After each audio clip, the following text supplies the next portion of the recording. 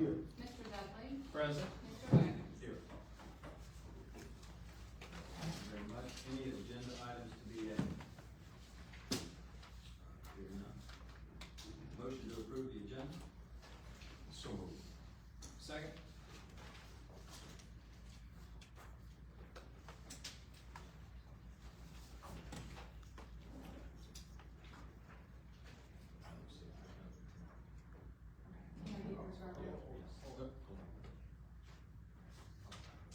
If it is not, If it's not up here, it's not up there in e-codes. Who's? Mine's come up and I've already moved.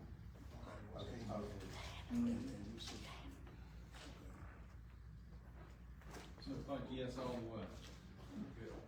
How you doing, bro? Good. Come on, new business. We have a number of items here. We go through.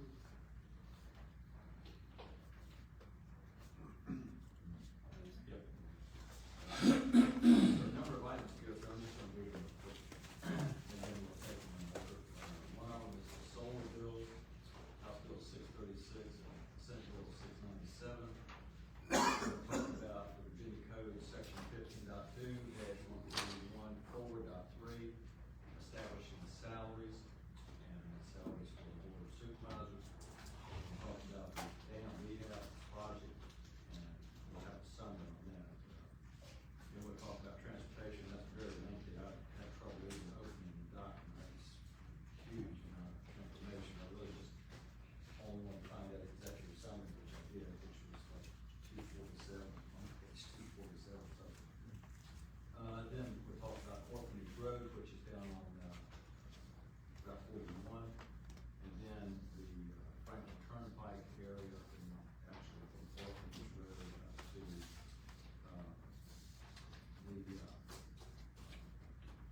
up to Mont Possums, that 3-mile stretch. So that being said, let's talk about the,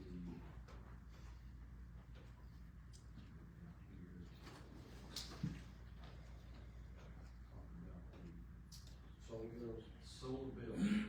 So our position here, of course, I think. Sure. I'm just gonna bring it up here, for the debate. Go ahead, Bruce. Sure, for the legislative committee, thanks for meeting, we haven't had one of these in a while, and for the rest of the board members here, thanks for meeting too. The thought process behind this legislative committee meeting today is that we want to develop a legislative priority list that we can share with our local legislatures in a more of a timely fashion than we've done in the past. Anybody who's been up to Richmond Baco Day knows that a lot of times we're just kind of regurgitating information to them on the day of, and they're getting information too late in the bills and General Assembly season to really work efficiently on our behalf. So the theory is, and Mr. Bubba and I discussed this, is tonight we're gonna make some sausage, talk about what we want on the list, what we don't want on the list, maybe some other things that we can talk about. Then we get a recommendation to the full board, we tweak it some more, and then maybe end of September, early October, we have what we used to do a long time ago. We would have some form of legislative luncheon or dinner with the local legislators, and we would present information, nice package to them, and say, could you please work on these on our behalf? So this is the first process, and number one on the agenda, we have several items that either staff or board members have asked to be put on this list that we're just gonna go through and discuss and see if we like them, dislike them, what we wanna tweak. Maybe we wanna put some stuff on there more, or maybe we wanna take some stuff off. So the first thing are, Let me just Sure. interject real quick. I talked to, some of the legislators. They submit bills the first part of December. And so we need to make sure that we have this meeting to kind of finalize this and have a meeting with them. So they have an opportunity to prepare the bills. The upcoming session is a short session. And so in order to get these things in there, and I think they're on numbers, like 5 new bills a year. So we're gonna have, Eric Phillips there, we have, Senator Mulkey there, and maybe Dan Marshall, since he represents part of our district. So, those are gonna be the folks that will be presenting too. Okay? So Sure. just to give you a timeline. so the first item is there are, from a local government perspective, these are bills that I've been following. I know Mr. Angier has sent you information about these, and Emily, you know a lot more about these than I do, but there's two bills, maybe a third one that I just learned about. HB 636, Senate Bill 697, and Senate Bill 567. And I won't bore everybody with all the intimate details, but essentially the theme is that some legislatures desire to take the regulation of solar, the siting agreements negotiation, where they're able to be placed, take that power away from local governments and place this in the state's hands, primarily the SEC or other entities. So, I don't know about you, but if we're having to deal with the solar on the ground in our community, I believe, and I assume you believe, that local government should not be cut out of this process, and we should have the ability to regulate these things, because we are the ones most affected by it. So these bills, I've read them. Primarily, in my opinion, and others, they would be bad for local governments, because you would take the local regulation of solar energy facilities and siting agreements, take that power away and place it in Richmond and the state SEC. So I think we should adopt a platform on this legislative party agenda that we oppose any removal of local regulation of solar and energy facilities and siting agreements. And Emily, do you have anything you want to add to that? No, House Bill 636 would basically allow them, even if we denied it or we took too long to approve a siting agreement, the SEC could override any decisions that you all made as a governing body and approve it anyways. As far as the Senate Bill 697, it would take away our ability to put size restrictions on any of these projects. So until you got to a point where you had 4% of your entire acreage under panel. So right now, we look at our acreage as the entire parcel, because we approve special use permits on the entire parcel, not on just the acreage under panel. So they would essentially reduce what we could consider a solar project. And we could not put any size restrictions until we met that 4% of total acreage in the county under panel. And so these basically just, take away our ability to further regulate and ensure that they're not encroaching on adjacent property owners, that our citizens are not having to look at just fields of solar panels, until we reach what the state considers an acceptable amount of solar. Any discussion? Mr. Tucker? Mr. Chairman. Yes, thank you. I was in Richmond, at VACO meeting, I guess it's been about 3 weeks ago now. But anyway, talking with other supervisors from other counties, localities across the state, I think VACO is also going to, take up a position of opposing, basically taking the local regulation away from these counties and what have you. So, I don't know, but, I guess let me ask a question, if this is one for Mr. Hunt. Should we draft some type of, if you will, letter or some type of, what am I looking for? Proclamation, I don't know. Yeah. Resolution. Resolution, thank you, sir. Some type of resolution to hand carry when we send with the legislature. I think that's a good idea. You also can write a letter to VACO and be included in their legislative package that you oppose it. So that's a good idea, Mr. Tucker. We can get on that if so desire. Okay. Yeah. Mr. Tucker? Yeah, I think it's a good idea. I think that, putting it in their hands, and we're the ones still getting yelled at. And they could also reduce the, size between farms, and so, yeah, to me, that's no problem. Good, okay, and I agree. Yes, Roger? So it sounds like we have consensus for this to remain on the Yes, sir. agenda. Yes. Okay. All right. So the second one is amend Virginia Code 15.2-1414.3 to make county board of supervisors pay based on population the same as recently revised Virginia Code, increasing city council members' pay based on population. And I know all of you are familiar with what Danville did recently.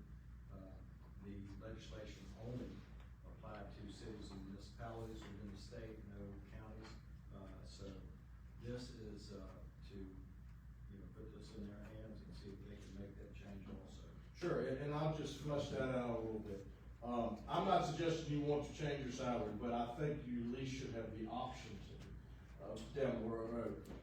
Virginia Code section 15.2, 1414.6, it was amended at the last General Assembly session. And there's several ways board of supervisors can get paid under the state code. And you remember Dillon rule says you can only do, state code says you can do, you can't do stuff that's not in there. But 15.2, 1414.6, they have a chart in there. And they say, if you are on town council or city council, it says population, what your salary should be. Well, they have increased for the population bracket 35,000 to 74,999 for cities and towns. You're able to pay, as a council member, you're able to be paid $34,000.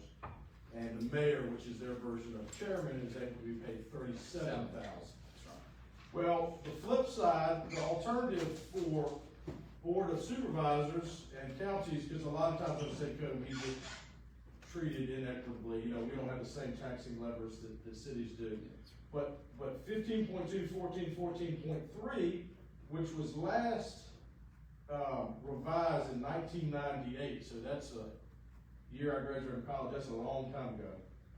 They also have a population chart, and their chart is a little bit different population-wise, but it's essentially, under E, it says if you have 50,000 to 79,999, a board of supervisors member is allowed to be paid $9,000. And you're allowed to pay, the chairman is allowed to get $1,800 on top of that for being the chairman, and the vice chairman is allowed to get $1,200 on top of that. So, as you can see from essentially 9,000 to 34,000, it just does not appear to be equitable. I know other boards are asking their legislators to change this.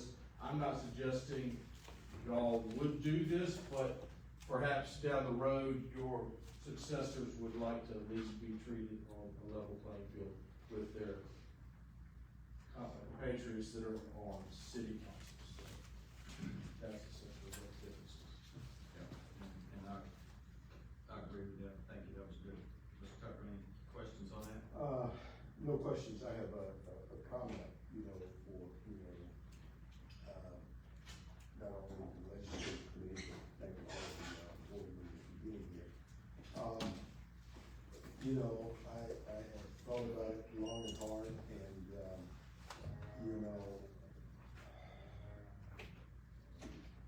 we had some discussion about not, basically, raising the salary after, we set the tax rate, that sort of thing. However, we have to be able to look at the big picture. Now, some of us on the board do not just travel within these circles. And, when I go to Richmond and I sit down with, these individuals, because, listen, in a lot of instances, VACO is a very good, resource for us as supervisors, because we don't have to reinvent the wheel. We can actually have conversations, one-offs with other supervisors from different localities and what have you, and, we can glean some very good ideas and be able to maybe get one good idea to come back to our board for our county and possibly implement, for the betterment. And I said that to suggest this. It is embarrassing, when I sat down and had, dinner with, one of the supervisors, chairman from, Loudoun County, okay? And, Fix and tell something. but you know, it's a, you know, it's a little embarrassing, when, and trust me, I get it, I understand the demographics, I understand they take in more revenue than we do. But it's embarrassing when you sit down and you're having dinner with someone that is getting, a stipend of $60,000+, and, you know, and you're too embarrassed to tell them exactly what you, received. So, you know, I think we should leave it on the agenda and, put it forth, because we don't wanna hamstring future board. Even if we right now, decide we don't wanna move forward on basically increasing our, stipend, if you will. But I think we should not do anything that would preclude or prevent future boards from having the option of doing that, in terms of fairness, in terms of parity. So that's kind of where I am. Mr. anything? I guess the only time I think I remember us getting a raise is, I believe, my first year, 5 years ago. Is that what you do? You just changed the structure, that's when we Yeah. went with what was proposed. Yeah, and it wasn't that much, you know, we had to vote on it, and we caught the devil in. But, yeah, I'm fine with leaving it on there, it's fine. Mr. Brown, yes, sir. Yeah, thank you, Mr. Doug, and I agree with Mr. Tucker on that.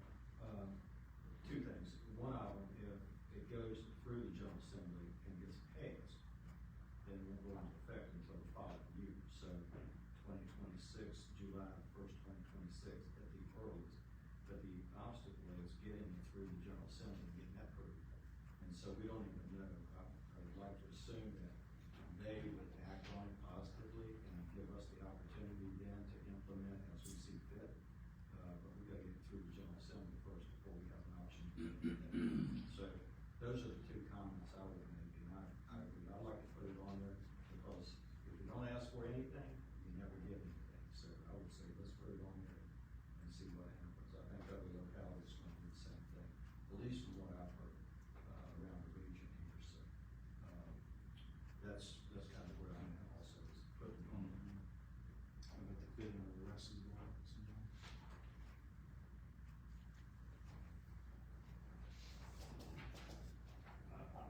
I definitely think it needs to be recommended to General Assembly, because supervisors should be treated just like city council members, if you ask me. Do basically the same thing, don't we? That's right. That's exactly right. All right, anything else? Okay, good, thank you. So the next is the dam rehab project. And I don't know if y'all had a chance to read it, but I'd like to give a summary, that was put together, by Chris. Yeah. And, Babe, if you want to Sure. take this, but I'll tell you what, and just before we lead into it, this can's been pushed down the road many, many years. And eventually it's gonna come to a pass where we're gonna have to do something with it. Unfortunately, we've got a hefty price tag for our share of this. So it probably needs to be, and I know it's on capital projects list too, so we need to figure out how we're gonna start putting something aside in order to make this happen, so. Sure, well, I don't wanna be the bearer of bad news and everybody hold on to their wigs and hats, but, Chris Adcock, he is the project manager of this, and Dave is involved in this as well. Chris could not be here today, he's doing training, so he sent me an email that I included in the packet on Thursday, September 5th, so it's a very recent email. As you know, there are two dams in our locality. There's the Cherrystone Dam, which is known as Cherrystone 1, and then there's the Roaring Fork Dam, which is the smaller one that is known as Cherrystone 2. The feds have come down and basically said that they've changed the standards, and Dave, jump in here anytime. They've basically said that these dams that we did not build, and we don't really maintain, nor do we utilize it for drinking water. It's primarily the town of Chatham who has access to the water. We have to They want us to raise them and widen the spillway in case there's some 200-year flood. So the feds have said that if you use their design and their resources and you fix it the way they tell you to fix it, they will do a cost sharing with you, and they will pay 65% of the total eligible project cost, but must not exceed 100% of the actual construction cost. So basically, let's use worst case scenario, they're gonna give you the minimum, which is 65%.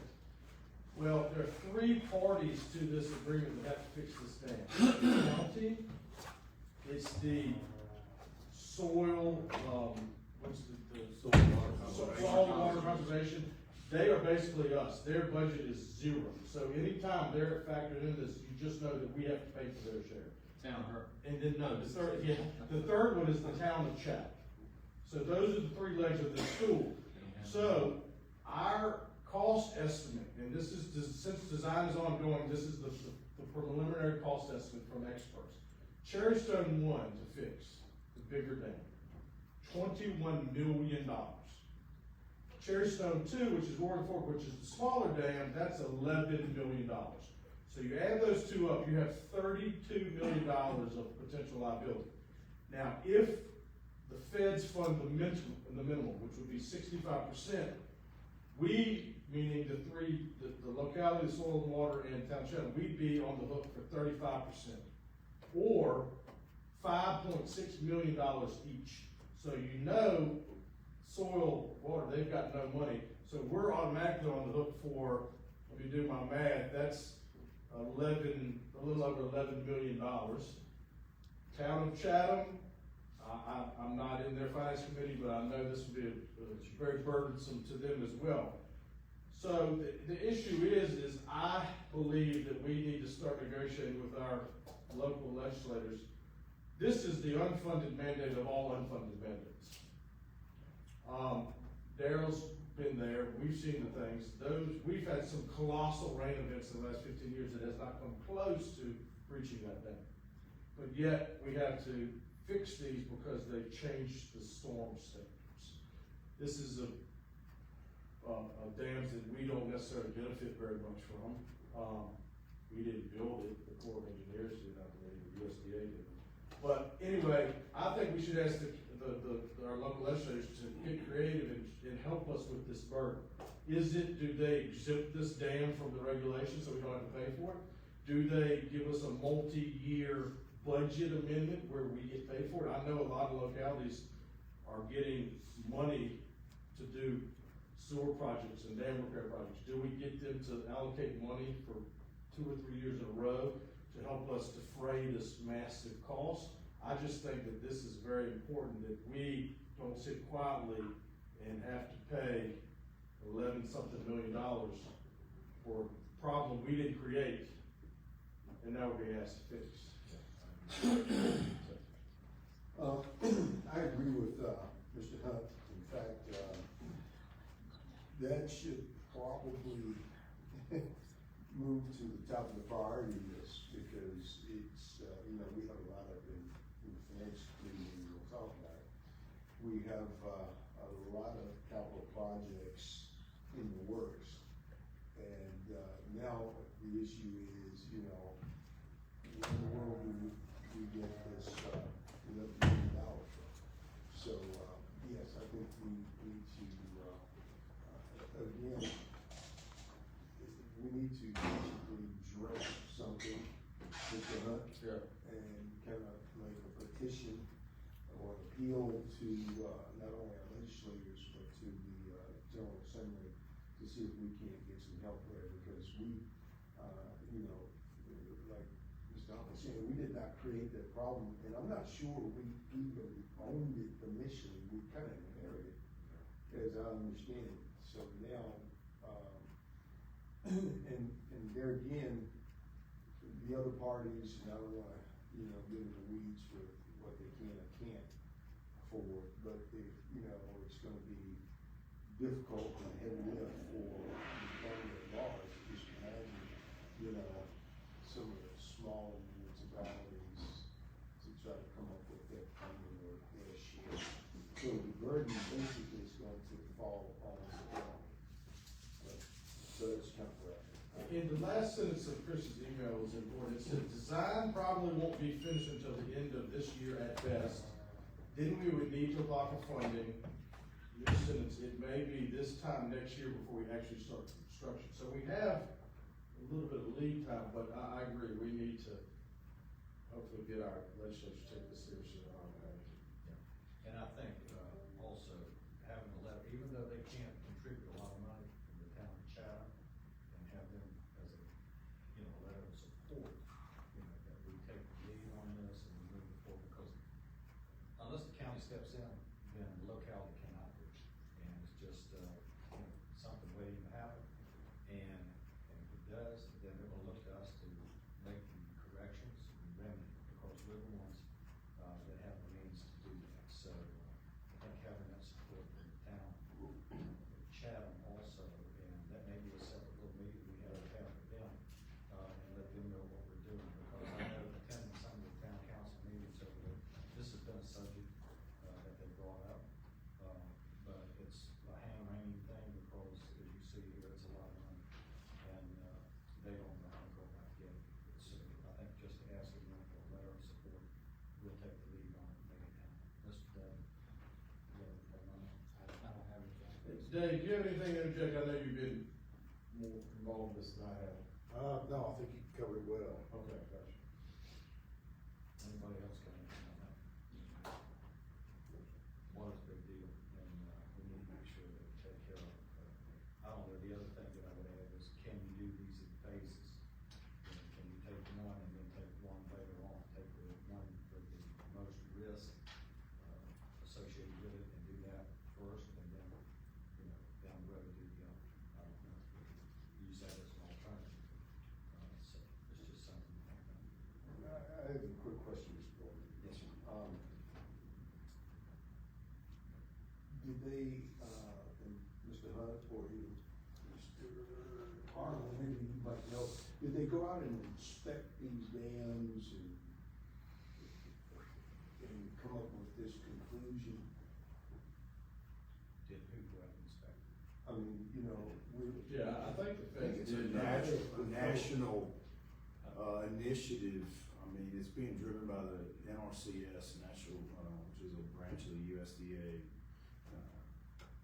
National Resources Conservation Service. So, I think they're just saying that they feel like that the standards are behind the times, and, this is an opportunity to address it globally and universally. So, I think they have inspected. I remember something niggling in the back of my brain. I think our No speakable content could be. I think our thing was, our dams were a little too short, our spillways were not wide enough. That's an oversimplification. I was thinking this came up 3 or 4 years ago. it's been And around what I for a got while. hit about was the ability to fish. Yes. I don't know if there's any restrictions on that or not. Well, what the board batted a lot of options around. One option is you fix it and you don't use the Fed standards, so you wouldn't get the 65%, but you might be able to do it cheaper, regardless of the application of 65%. We finally figured out that that's probably wouldn't work, and then some board members, many boards ago, they said, if we're gonna fix this, by golly, we want the ability for our citizens to be able to fish that lake. It's very complicated. We met with Parks and Rec, we met with the town of Chatham. The issue was, it's a private lake, but Chatham owns X number of feet off the surface they use for their water supply. So you definitely would only want like electric trolling motors. You don't want anything that could impact their ability to utilize the world's most powerful resource, which is water. So, and then they didn't want people, junking up with trash. We'd have to buy a piece of land or get some kind of easement to have a boat launch on a private lake. It's fraught with a lot of logistical issues.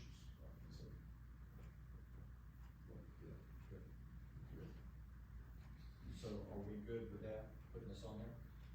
And Mr. Tucker, I think, when we start looking at CIP, this is probably one of the top 3. It's a big, okay.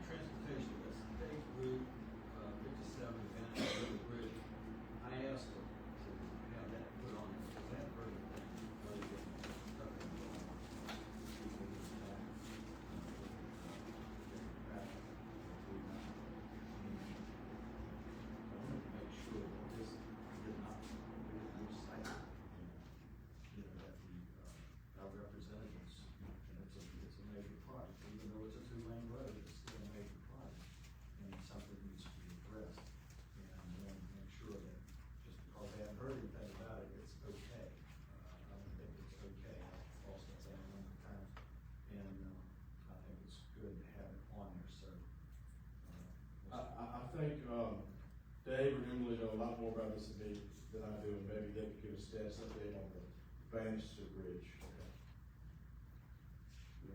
Dave or Kimberly? Yeah, so the, State Route 57 Bannister River Bridge, they, according to Jay Craddock, as of last week, they do have a Route 57 diversion schedule, which has already been pursued and essentially adopted by VDOT, and it remains on track.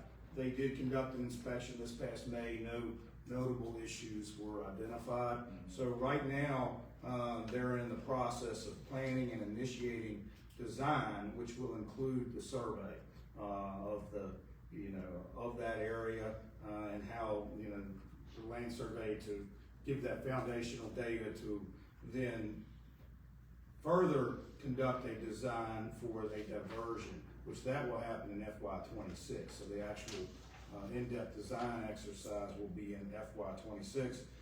And I think you all probably received a copy of their schedule on this diversion project, but I'm gonna skip to the end. FY29, construct and launch a temporary bridge, complete the diversion, paving, guardrail, and pavement striping. So it sounds like, and I know Supervisor Tucker, you were involved in some meetings, I think along with school board member Mr. Fitzgerald and VDOT representatives. I think And we at were the time, downtown Lynchburg, is that correct? yeah. So it sounds like they are taking action based upon the advocacy that you all pursued, and that there is a plan to get this matter addressed. So now that's just for a diversion. I don't know to actually completely overhaul or reconstruct the bridge. I'm not the expert on this, so I don't know if there's a longer term plan to actually replace the bridge, but this would be more of a, as it states, diversion, I suppose. Mr. Chair, first off, let me express my gratitude for this appearing on the legislative agenda.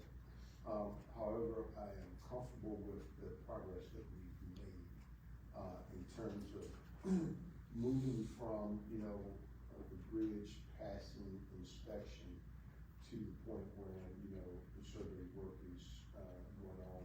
We have a plan in place. I am in constant contact with actually Mr. Winstead, who is the actual supervising engineer over the bridges, that sort of thing. And, it was almost a miracle to be able to get us moving in that direction. And obviously, we talked about some things in a process in closed session with him that I really don't want to get out ahead of my skis on. But I'm good with that, at least 57 minutes being taken off of that agenda so that we don't bombard. I think there's other things that would have more priority than just that situation. But based on the rate of travel and the way things are moving, I'm pleased with the direction that we're headed in. And I can assure you there's action that's being taken. Yeah. Mr. Dudley, I concur exactly with what he talked about. We had a meeting, I think, a year and a half or so ago downtown Lynchburg, and that was addressed in that meeting, so. Yes, sir. comment on the bridge? I agree with you, and I don't wanna lose sight. Sometimes these things, they fall off. My people won't let me. But when I was looking at the Route 41, and that's when I looked at the Bannister Bridge, and I said, let's put it up here just for discussion, make sure that we still have oversight on this. So if you're good with that, we can take that on. Okay, thank you. Good.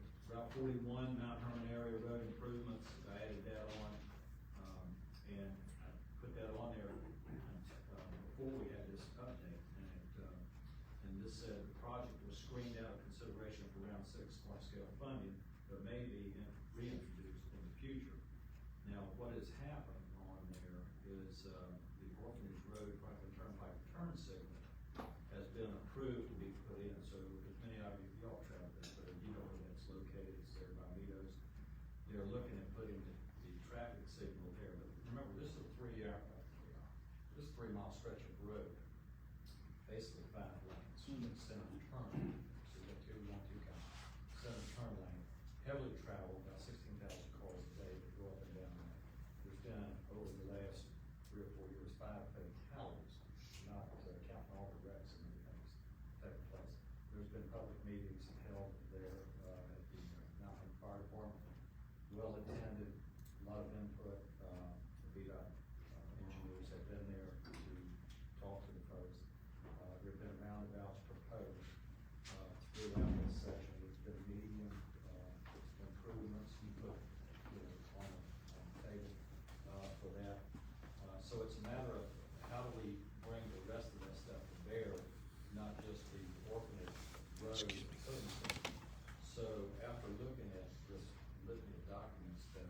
included in there, and reading the exam that's also attached.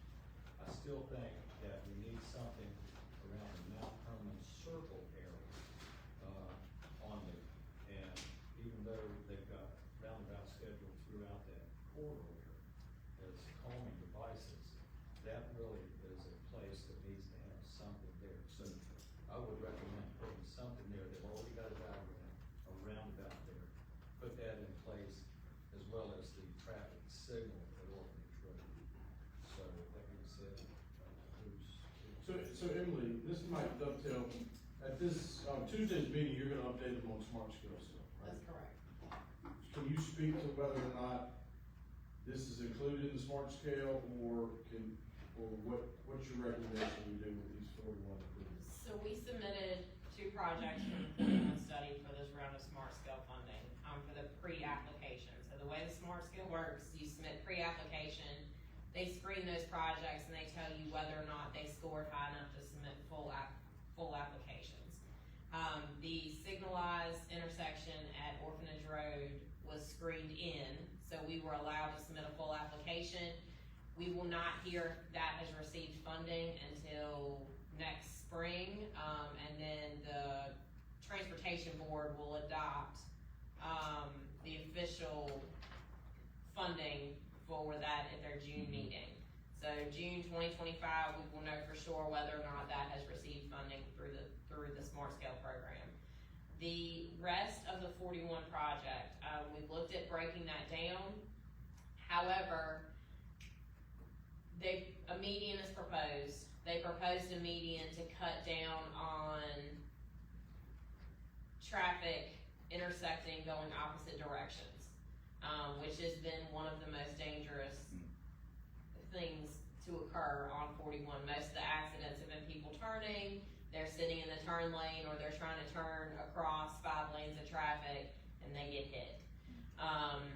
So they proposed the median. Well, in order to put the median in, you have to address the larger intersections. So they proposed roundabouts at most of those, because that allows traffic to continue moving. It reduces crash rates by about 70%, because you're having angle crashes that reduces your, head-on side T-bone collisions. They're more fender benders. So it's safer. That's what they proposed. You can't really do one without the other, so we had to do that entire section. They screened that out, and I don't know exactly why. I can get the information prior to coming to the meeting next Tuesday to give you an update, but we were not allowed to submit a full application for that section of what was proposed. It's not off the table. We are still looking at submitting that for the next smart scale round, which we will submit in 2026. So we've already started submitting project ideas to VDOT so they can screen those, and get information gathered for the submission process. We have resubmitted that project for the 2026-2027 round of smart scale. But right now, we were not allowed to submit a full application. So, as far as smart scale, doing any improvements at the Mount Herman Circle intersection is kind of off the table at this time until the next round opens in 2026 and we can submit applications again. So in 2026, when does it open? Is it January or is it July? So we have to have pre-applications, I believe it's May, or April. I'll have to go back and look. It's either April or May that they're due, and then, What year? 2026. Okay. And then by August 1st, we have to have a full application. If those projects that are selected to submit full applications, they're due August 1st. All right, is this something we need to put on here as a legislative priority? What is your feeling on? I don't know that it needs to be a legislative priority unless you all are looking at other funding sources for these projects. As far as smart scale, I think it's gonna be working with VDOT and figuring out how these projects can score higher through the smart scale process, before we submit the applications for the next round. Smart scale is kind of ever evolving, so they're constantly changing how you score projects, what types of things get higher points. points, so that changes from year to year. I've seen projects that score really low one round, score really high the next round, just because they changed their point basis. So I think working with VDOT, unless you were looking at another revenue source, I think working with VDOT to see how we can strengthen this project to get it to score higher in the next round is probably gonna be our best option. Okay, so we'll work with the resident engineer. Yes. And try to get this thing plussed up some. Yes, for the next- so Carson, I think you all met Carson, or at least heard his name, and then Rick Youngblood, that's who we deal with for Smart Scale, so we'll work with them to figure out how we can strengthen the project, get it to score better, and then we'll be able to resubmit in 2026. Okay, all right, Mr. Tucker, any comment on? No, sir. No, we haven't. You're good, sir. So I'll pull that off of this one. Okay, we'll work together on getting on. Okay. 26. Okay. Let me add to that, Barry and I was at that meeting, and I didn't hear anybody in that fire station say they wanted a roundabout or medians. So that might be part of the reason they pulled it back. I honestly don't know, I'll have more information. I don't know that the public support plays a large factor into it. You have to have public meetings, and then they'll have public meetings before it starts being built. But during their scoring process, I don't think they really take into account public input. Well, when you look at the individual fatalities, except for enforcement, there's nothing wrong with the regular. People just drive like hell. And one of those fatalities is a girl I went to school with, and she simply pulled out in front of the car and was T-boned. And the sight was not an issue, she just made a mistake and it cost her a life. So, and if you go back in time, I mean, way back in time, the 30 years I served the county, it was a ton of wrecks on 41. Mainly due to speed, driving into attention.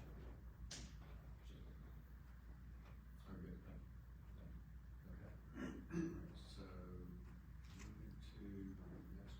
Orphanage Road. And any discussion on that? Okay, I don't know anything about it. Emily, you wanna jump in here? I think that was the one I just talked about, so that's the other small scale project. So you're kind of lumping, 41 and Orphanage Road together, I guess. So Orphanage Road, that is the one that was selected to submit the full application, so that's still being screened. We won't know until June of next year whether or not that receives funding. Yeah. Okay, and that is priority one on here. Let's see, on this, okay, good. So, we can move on beyond this next one. Let me see. So just be clear, we're taking the transportation stuff off, because it appears to be. Yes. Right here. All right, then, Turnpike and The Orphanage Road, click on the PDF. See if it comes up, and it's just spinning. section. Okay, and this again is continuation of that project. Project pipeline study framework scope. Is that right? Where's it? She just. Okay, good. Yeah, so this just talks about the project pipeline improvement alternatives, talks about the signalized, entrance to Orphanage 41. It also talks about, the rest of 41, about the roundabouts. It gives them a priority, so I think we're good there, and we let VDOT then start working on that. And Mr. Bowman, just to add to that, according to the previous conversation I had with Emily, she had to step out on their previous commitment, but the Commonwealth Transportation Board, will be approving that sometime in the spring of 25. So that'll be up for there. It's in the Smart Scale pipeline, but it still is contingent upon the CTB or Commonwealth Transportation Board's approval, which would happen sometime in the spring. It seemed like last time I was on the Zoom with them, they seemed pretty supportive of it at that last meeting. I think it was a couple of months ago. So hopefully they'll continue to support it. Thank you. Turnpike, and is that the end? That's the end of the transportation. Franklin Turnpike's the last one. Okay. All right, so you wait to the end for those? And so the next one is about education, CIP, the composite index funding and adequate school funding. I think Mrs. Van der Heide is our resident expert on this, and she can talk about this. So there has been some discussion, at the state level about changing the funding formula for the schools. I called Ms. Worley at the schools to see if they knew more information about that, and, anything further that we hadn't seen, like in newspaper articles or anything like that.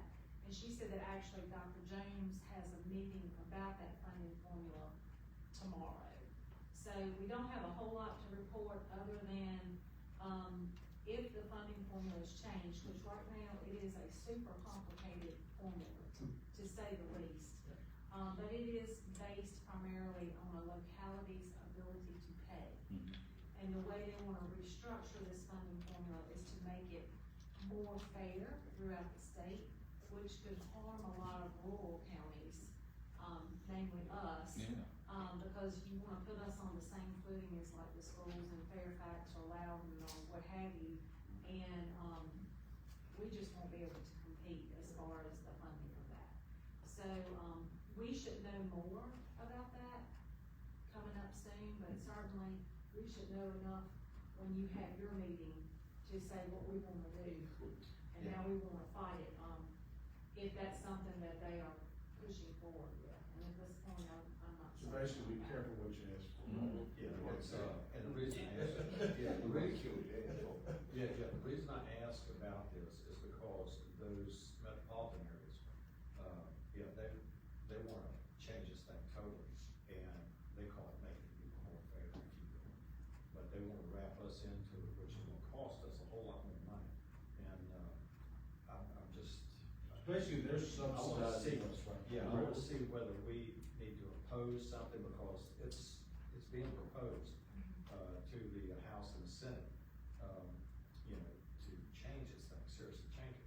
So it would impact us a lot, so I wanna see whether we need to, and think, get our ducks in order and for this meeting and say, hey, you know, we're good with it right now. You know, we're good, leave it alone. So. Well, we should know more information, and as I get it, I'll make it available. Yes, sir. Thank you, Ms. Bowman. I agree with, Mr. Hunt, be careful what you ask for, you might get it, you might not want it. Again, I revert back to, you know, my, trip to Richmond and working with VACO, and, it seems like most of the counties are kind of in a quandary right now, because they don't know what the state is going to propose. But, we do not want the state to be fair, okay? Because fair means that we, pay more money in terms of the local match. And I think when we did the budget this past year, I think we thought we were, given a generous plenty at, what, 2.7 million? What was that number? 22.5 and 2.7. And, yes, that is true, because we wanted to fund at 6% above what they Correct. needed. And now, you know, we'll talk about it a little while in finance, you know, they got more money from the state, which requires more local match. Correct. Which of course, we don't have to provide anymore because we did have the additional in there. But, you know, it's really not 6% anymore, No, because they got it's- more state money. That's right. And thank you, Ms. Van der Heide. But the point that I'm making is the fact that, you know, year over year and moving forward in the future, you know, $2.7 million annually is not sustainable, okay? You know, when we set the tax rate, everyone was kind of kicking and screaming, but at the same time, you know, you have to, either cut somewhere, and, you know, no one wants to cut the services. But, you know, I think we might want to pull this off, you know, and wait and see exactly what the state comes up with. I'm not that proficient in math, that I can sit in a dark room like an actuary or something like that and figure out parity across the board. But we don't want to be paying at the same tune as Northern Virginia. okay? Because right now, again, to your point, Northern Virginia is subsidizing, you know, more rural counties, and they have figured out, okay? The light bulb has come on, they figured out that they are subsidizing these rural counties. So that's why they're the ones that's pushing for a change in the local competitive index, so that they can keep their money there. And that's the conversation I was having with the gentleman from Loudoun County or what have you, you know.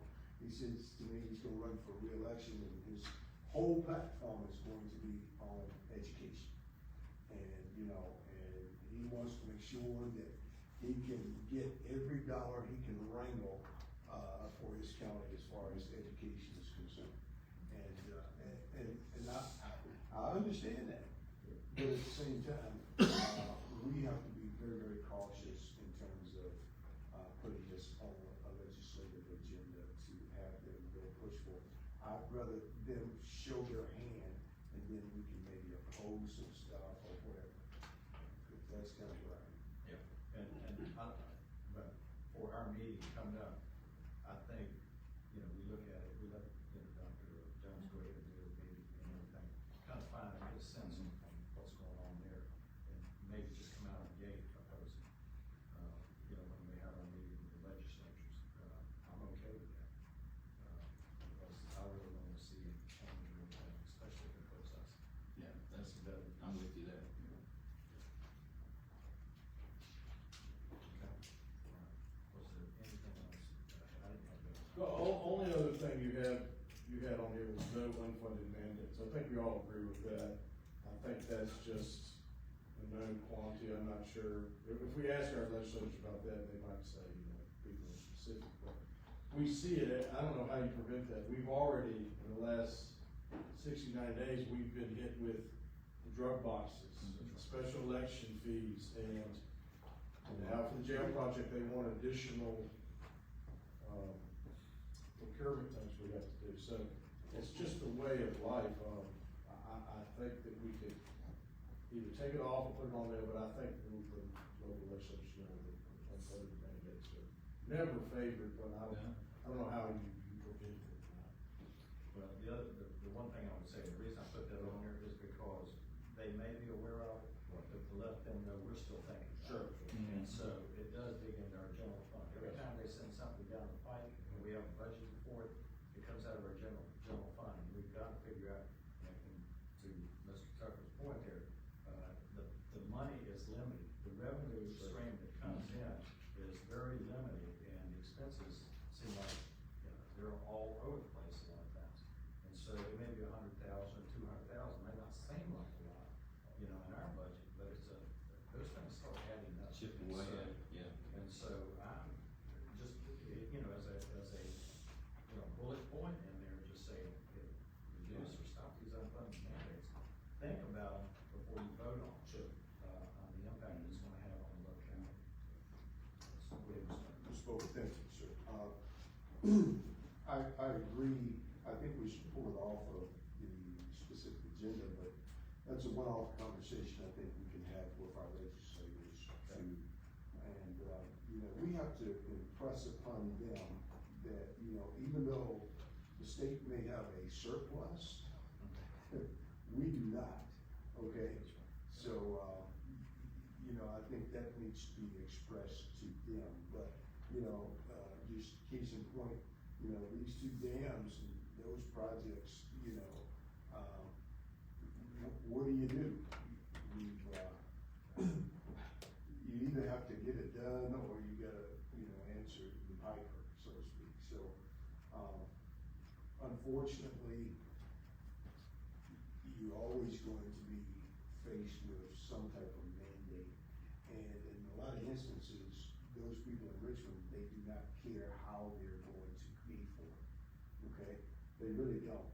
Whereas, you know, we in this room, we have to, you know, kind of scratch our head and, you know, kind of figure out where that money's coming from, because, with the capital projects that's actually on the table and what have you, we're gonna have to, think about where we can find the funding from that And then we can't get excited about the general fund because we have to keep so much money in the general fund so that we are, solid, if you will, so that we don't slip in terms of bond ratings and being able to borrow money. So, you know, that whole ball of wax kind of works together, okay? But I think that's a one-off conversation we have, see if necessary, to have it on the actual agenda, but yes, we can have that discussion. Same thing, unfunded mandates, they come, we can't afford them, but at the same time, we gotta move on towards that, yeah. And then you had some additional ones that you just. Well, I had some here, I'll just read these to you, because you can get them in your agenda packet here, so we can discuss them as we go through. One of them was the unfunded mandates, so we've already discussed that. Another was increased VDOT funding for local road maintenance to appropriately address roadway litter, drainage, and repaving. Those are big areas, in there, and so I think. Would you say increase VDOT funding? And, yeah, VDOT funding for local road maintenance to appropriately address the roadway, litter, drainage, and repaving.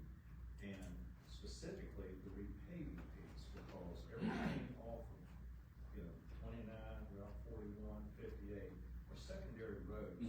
They're old roads. Those roads were wagon trail roads. And all they did was come through, did some half grading there, and then put some pavement down on it and let it go. And now we've got these huge trucks that travel now, especially over the Dry Fork Road and around the county, picking up a lot of trash. It's very heavy.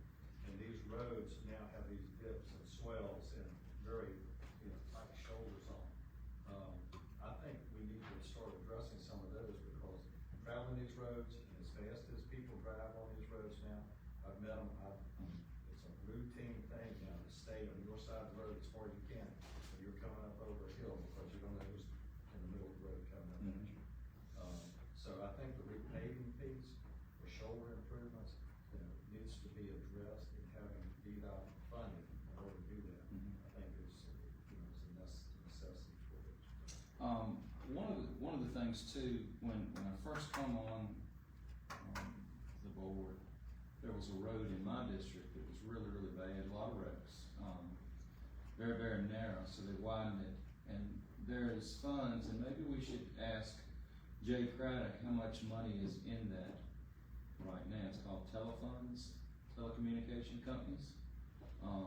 They throw money into the pot every year for the maintenance of the roads, as long as, they've got their lines up and down the road. If you have a road that's in really, really bad condition, a lot of accidents, in need of widening some, maybe we can look at some of the most, some of the worst first, and fix those, and then, but I would definitely check with Jay, because that's where we found the money to fix the road in my district. But we got hundreds of miles of secondary roads that need to be addressed. Take a dart through it at the map, Whitnell School Road, for instance. I mean, it's terrible, terrible. School buses are moving from the high school over there. I mean, it's difficult to pass. Yeah. On that. And we had a lot of farmers on that road that we fixed that was dropping off the road that had hay, and when they drop into the ditch, they tear mailboxes up, and then their hay comes off of the tractor, and so we widened on both sides. Instead of doing a complete road, we widened like 18 inches on each side, and it completely changed the whole road. Yeah, it did that on Dry Fork Road. Yep. And that worked. So it's that kind of. Yes. We're asking for, to make sure. Sure. There's some funding for that, please. Thank you, Mr. Bowles. Yes, I agree it needs to be addressed, but I think, Mr. Dudley's right or correct. We should bring, Mr. Craddock into the loop, and I would like for him to basically do an assessment of, maybe all the county roads, and be prepared to speak to the board in a business session, maybe in our October meeting. And that way we have more insight in terms of what we really need to address. Okay? It's good, excellent. Thank you, Ms. Bowler. Thank you. Good input. All right, let's see. The second thing is, this has come about in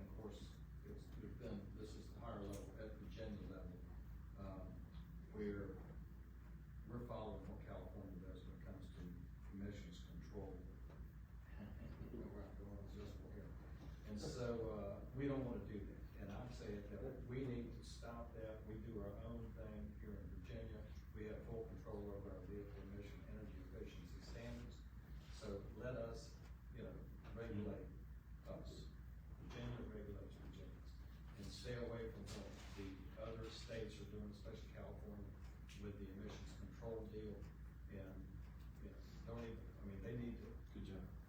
That's just my point of view there, Mr. Tucker. It's a state level deal, so, Right. but it would impact us. Oh, trust me, I get it. My background is automotive industry, but, I think, the emissions on California cars, New York cars are different from cars here in the state of Virginia. But I guess my thing is, our state legislators are not really gonna touch this until maybe after the election, because they wanna see which way this thing is gonna go. Sure. Whether we're going to, stay with the actual gas engines, or, we're gonna try to get with, electric vehicles. But it's a conversation that we can have, with our legislators, in terms of, we're opposed to, just going whole, in terms of, electrification of vehicles and, that sort of thing. So, is that something you think, Mr. Dove, you think we should put this on here just to talk to them about, and let them see where we stand on this? We can oppose it, and that's kind of my point, is to oppose it. I think so. We can, let them know where we stand. Right. But, the larger question is, where do they stand, and what are they going to lobby and advocate for, in the state house and also the Senate. Yeah, I think, well, and you're representing us too, so I think feeding, the information to them, I would be comfortable saying that we oppose any of this stuff. If you want to do that. And the last two things I've got have to do with schools, so I'll just we'll wait until Dr. Jones comes back with this, but I'll just briefly tell you, continue to provide state allocation for local funding on the capital needs piece for the schools, through construction assistance grants, and, continue to invest in local public schools by increasing compensation for the K-12 teachers and staff, and increase funding for summer school academic, academy programs in order for school divisions to continue providing a remedial instruction once federal funding expires.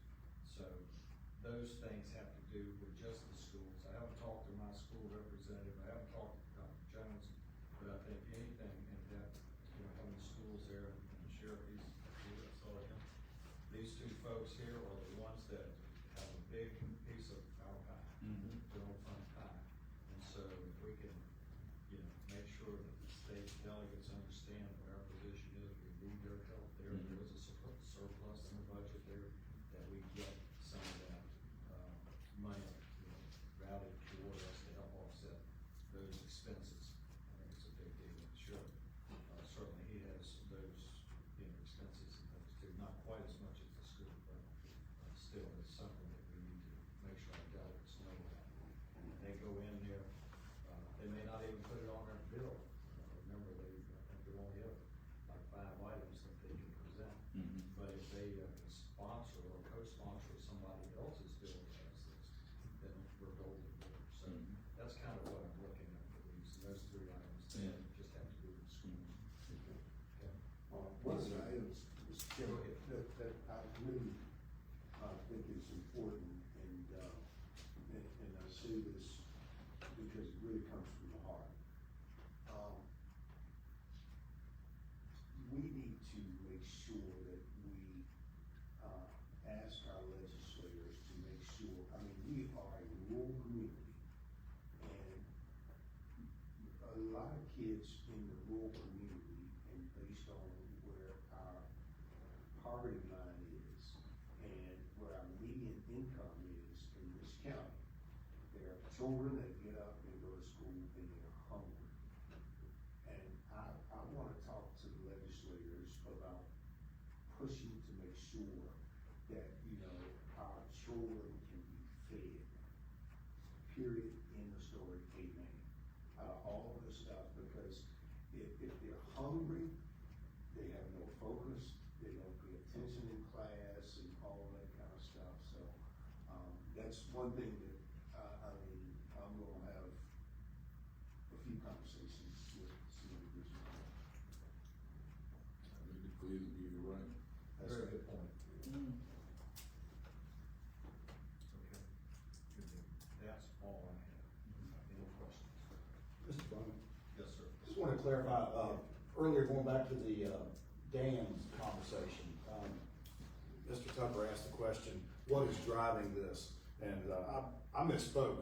Yes, there were changes in federal and state regulations, but Mr. Hunt was right. There have been, studies specific to the two dams that we were discussing, Warren Fork and Cherry Stone, and, the spillways, the emergency spillways are in fact determined to be undersized. So right now, Virginia DCR those dams are operating under a conditional operating certificate, which requires that the studies and the plan to correct the spillway deficiencies be addressed. So this kind of reinforces the notion that I would say that those two dam projects continue to be given high priority, but it's not totally due to changes in regulations or standards. There was some empirical data related to those two dams. Thank you. Thank you. That's good. Thank you, Dave. Good job. Okay, So we'll take the list, we'll delete the things, add the things, we'll send it back out to the board review, we'll fine tweak it, fine tune it, we'll adopt it formally as a board, and then we'll talk to our legislators about taking one on this for us. that's good. And Caleb sent out a list of dates, to meet with the legislators. CD. If you don't have it, or can't find it, all these emails that you get, she'll resend it to you. Pick maybe 2 dates that'll work for you. I think we're looking at what, lunch or a dinner? Lunch. Probably over at, Dan River Business Development Center, using their conference room. It's not a little off-site, not too far away. And then we'll have that discussion with it. There'll be probably at least 2, if not 3 of them show up at that. And probably last about an hour. Sounds good. And that's, and we'll do it sort of kind of, this is a dry run. And we'll do it sort of kind of like that, and then, answer any questions they have. And remembering that 2 of the 3 of them, this is their first term. So they're as new to this as a lot of us are when it comes to proposing this. So, we need to educate them, they'll educate us, and, I think we'll have a pretty good list of what we want them to carry for us. Mr. Chairman, Yes. Dean Marshall, we need to maybe coordinate with him to make sure he can be here, because he is actually mentoring Mr. Phillips, and he, kind of knows the ropes down in Richmond, so I really would like him to be included in that project.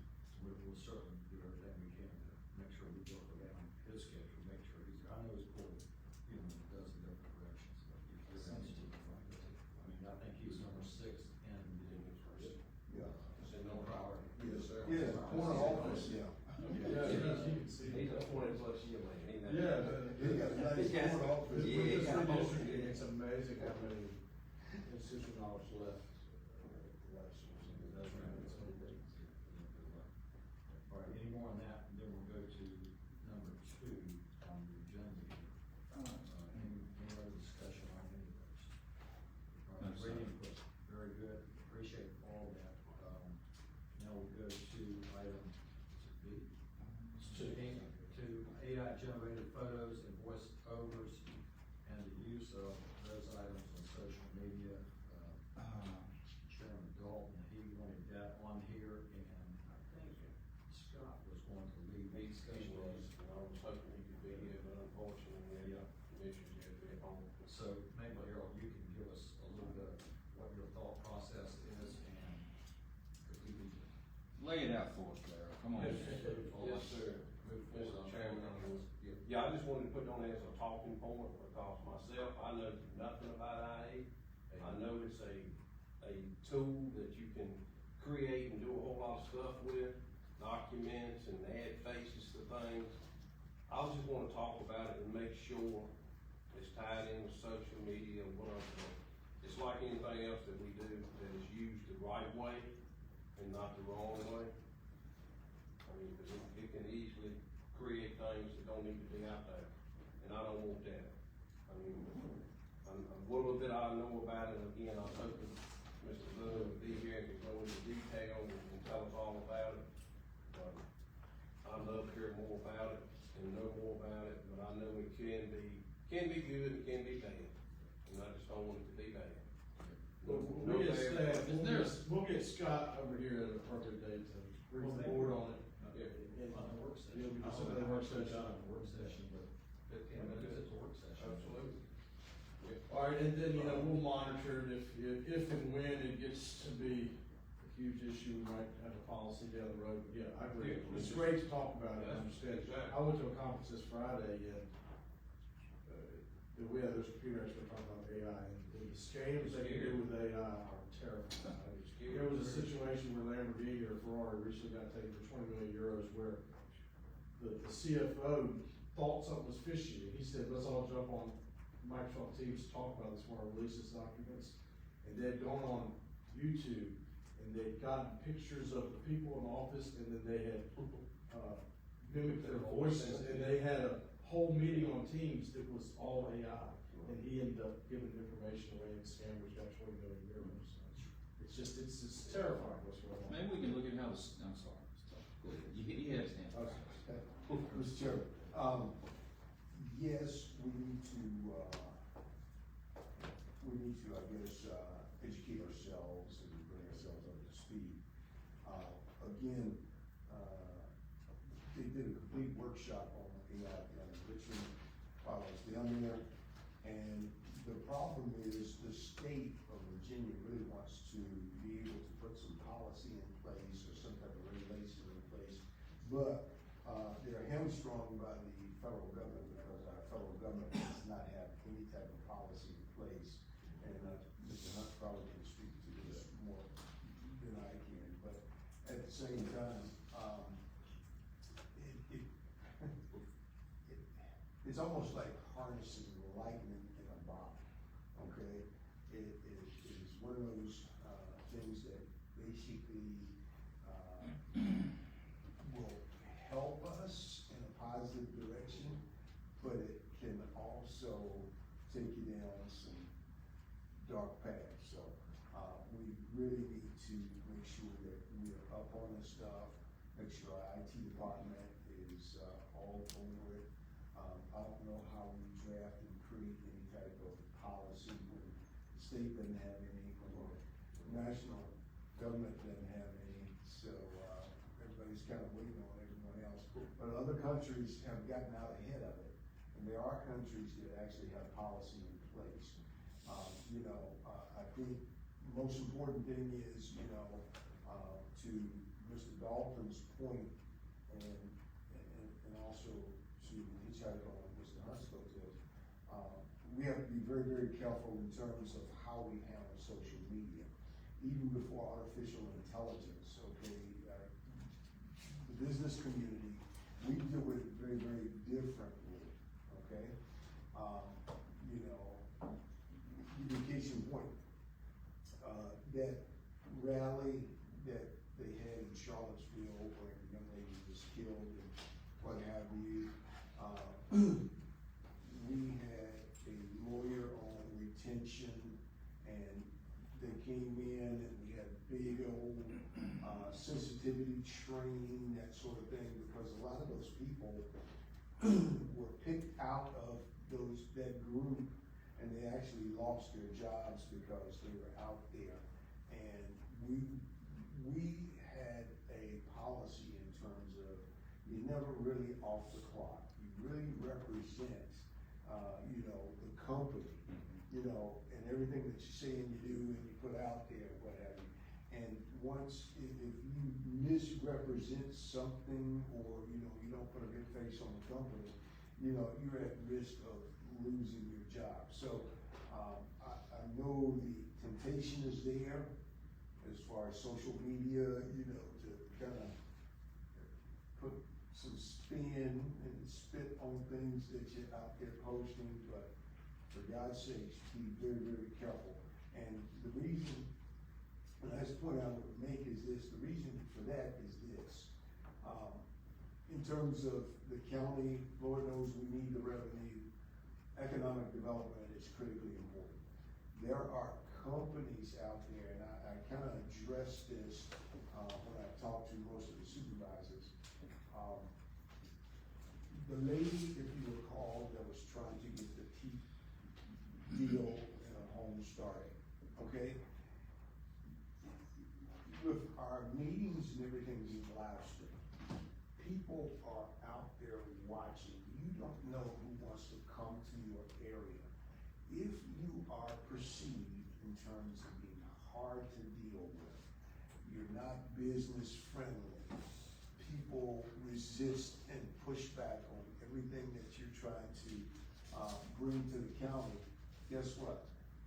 You know, that individual that was in front of us may have walked away a bit defeated, but think about the ones that you don't know about that are out there taking a look at you. Think about the potential business or industry that will come and maybe land in Pittsylvania County, and they're taking a look at some of the posts that you're putting out there. Some of these companies, they will send in what we used to call secret shoppers. And they will talk to companies in your area. They will talk to residents in your community. Sometimes, you know, they will even talk to staff in terms of how the machinery of the local government works. Are they happy or satisfied, or whatever the case is. So, with all of this information out there, we have to be very, very careful in terms of how we are perceived and how we project ourselves in terms of being leaders of this county. Okay, I'm off my soapbox. I agree with you, totally agree with you. I ran into someone over at college the other day, and one of the things they shared with me on this AI, and of course, you're absolutely right about the country being out ahead of this, and we're just kind of dragging our feet, but this AI is fast moving stuff. The students now are using AI, and I don't even know what it is, I haven't done on there, but ChatGPT, y'all heard of that? It's kind of an AI thing. I could say, you know, I want to send a congratulatory letter to somebody, you know, go ahead and craft me up something, I mean, within seconds. I've got a document right there that says congratulations on your promotion or whatever, you fill the name in and it's done. But what's happening is these students are doing papers using this. And now they have a system in place at the college that actually reviews the papers to see if they've been AI generated. So now you've got a counter system now, and these people that are developing these systems are making, God, some money. I mean, they are doing it because now it's the counter to the counter. And so turn in your paper that you crunch, you put together at 3 o'clock in the morning, you turn it in at 7 o'clock that same morning, 18 pages worth of it, and then they run it through the system and go, oh, this was generated by AI. No more footnotes, and no more microfiche. And so now they're doing that to counter. So I've done that. it's a big deal. I've been in that road. Yeah, it's a big deal. And so, yeah, I And a huge danger also, as I learned in seminar, is every time you input information in ChatGPT or AI, this is what these guys are saying. They capture that information and store it and sell it and use it and share it. So you gotta be very careful what you plug in for them to spit something out to you, because that, the European Union and other nations, they're much further along than us about regulating the capturing of that information. So that's right. Yeah, these little things right here, mine's very old, I think it's like a 6 or 8 or something like that. I mean, I'm still learning how to use this, and they come out today and they said they have a 16, but that was 16, not only is it $1,000 for a phone, but it has the AI piece to it now. And so I found it amazing that I was in Myrtle Beach this past week, and everything started popping up Myrtle Beach. You know, I mean, I went to a flea market, huge flea market convention center down there. I didn't even know it existed until it popped up on my phone here, and everything, where to eat, what the traffic was like, where to go, the whole 9 yards. So this thing follows you everywhere and listens to you. So, I mean, it tells, you know, whoever's at the other end, hey, this is what this person's doing, so unbelievable, unbelievable. Just get to somebody else's name. That's right. Yeah, somebody All of a sudden, very well. Yeah, they, Somebody's phone. send them all So, big, at least you'll Carol, tell them you you got got the out. best. I'm going down the rabbit hole, but I can't wait. Darryl, we're gonna expect a full report on that. We want you to do the That's research, exactly right. not AI. All right, any, let's see. And maybe this is something we could be talking to our legislators about too, see what their plan is down the road. Sure. All right, Well, you've done a good job as chairman, thank you very much. Mr. Bowman. We've got about, All right, we need to adjourn from We this. need to adjourn. Any discussion? Anybody? No, sir. Good? Okay. Thank you very much. We discussed it all.